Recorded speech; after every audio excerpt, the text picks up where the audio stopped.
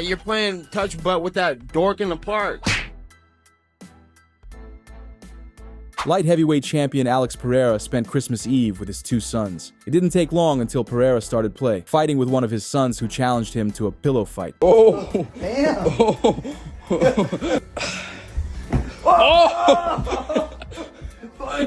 Oh! Oh! I'm down. Oh! Both tiny ones. Oh, Sasha takes a picture. Come on, get it. Oh! Easy one coming in. Oh!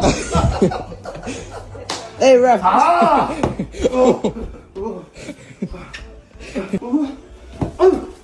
Back in the head. Ref, back in the head. Oh, keep going. Oh! Oh, that's it. Daniel Cormier expressed his surprise for the impact Kayla Harrison made upon joining the UFC roster. Harrison, who signed with the UFC earlier this year, achieved a 2-0 record in 2024, securing wins over former champion Holly Holm at UFC 300 and top contender Ketlen Vieira at UFC 307. Harrison's Octagon debut was notable not just for her victories, but also for competing in a new weight class. She successfully made 135 pounds twice, despite openly admitting the challenges of cutting down. These accomplishments led Cormier to select the two-time Olympic gold medalist judoka as his female fighter of the year. I say Kayla Harrison because she's beaten Holly Holm, and then she beat Ketlen Vieira, who was one of the best women we've seen in this division in a really long time, perhaps on the short list of people who could fight for the belt next, Cormier said on Good Guy, Bad Guy, alongside Chael Sonnen. I thought that coming into an organization with expectations, with a lot of praise, with a lot of pressure, and then delivering as she did, is very important, he added. It's so good that Kayla Harrison was able to do that, but not only do that, but earn a championship opportunity. It's a tremendous fight. Sure, she's a tremendous fighter. She has overcome, but what else can we expect? She's an Olympic champion 2 times. There is no level of pressure that will get to Kayla Harrison. She's shown it that she can compete if she cannot get takedowns and be physically dominant. She's shown that she has a championship mindset. Cormier's co-host, Chael Sonnen, also named Harrison as his Female Fighter of the Year. While Cormier acknowledged UFC strawweight champion Zhang Weili, he noted that fighting only once in the year wasn't sufficient to earn the accolade. Interestingly, neither Cormier nor Sonnen mentioned Dakota Decheva, who went 4-0 and claimed the $1 million PFL flyweight tournament title.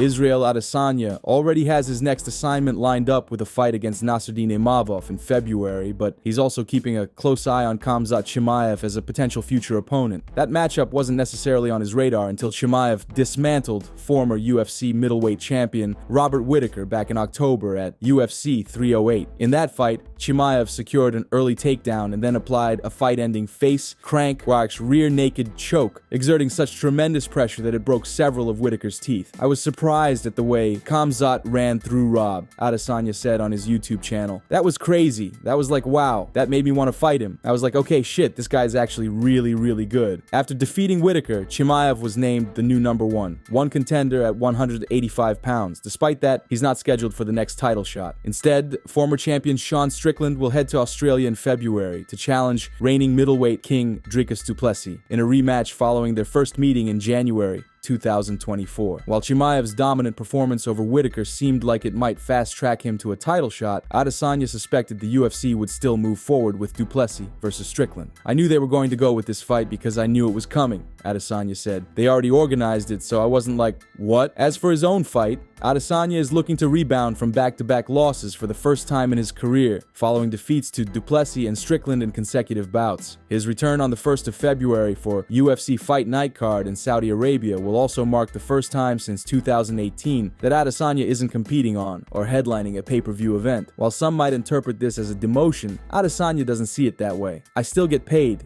Adesanya said. There's still a referee. There's 2 of us in there. There's still a crowd. So it's not in the fucking Apex or something. It doesn't feel any different. I think people are making it out to be something, how they would react to it, but they're not in my shoes. They're not in my shorts. Yeah, it's different. Like, oh my god, it must be eating him alive to be on a fight night. I was like, it's a Saudi Arabia fight night. I still get paid.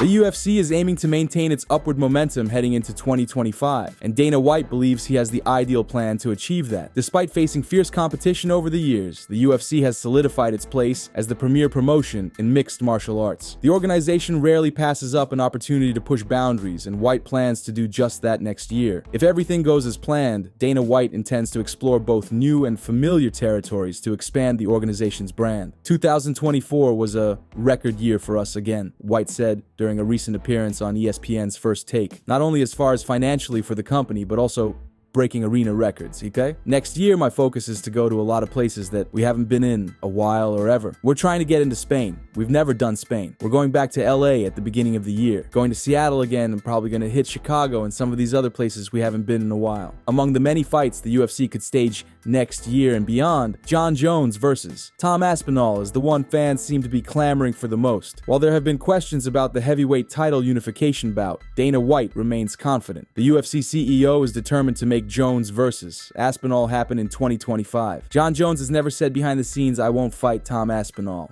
It's the exact opposite. Jon Jones is like 37 or 38 years old now, has these huge gaps in between fights. He is not afraid to fight Tom Aspinall. He will fight Tom Aspinall, and it will be the biggest fight in UFC history.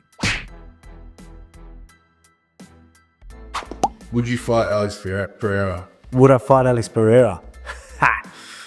Oh, mate, money talks, mate. Money talk. You'd do it. Of course you would, because you'd get some good coin for that. Imagine having to step up and fight that monster. So you could say... The price is right, into it. Yeah, the price is right. I'll do it. I would. I could see myself be like, all right, I'm hanging on to a leg, you know what I mean? Like, I'm a confident guy, but I ain't going to stand there with that bloke, you know what I mean? Let's be real. I'm going to try and hang on to the legs and I'm gonna, try and find that takedown. I'll go for everything, hoping I can get that takedown. Because if you don't, whoo, you're going to be in for some hurting, that's for sure. But yeah, I would. The price is right. I don't think there's anyone that I wouldn't, to be honest.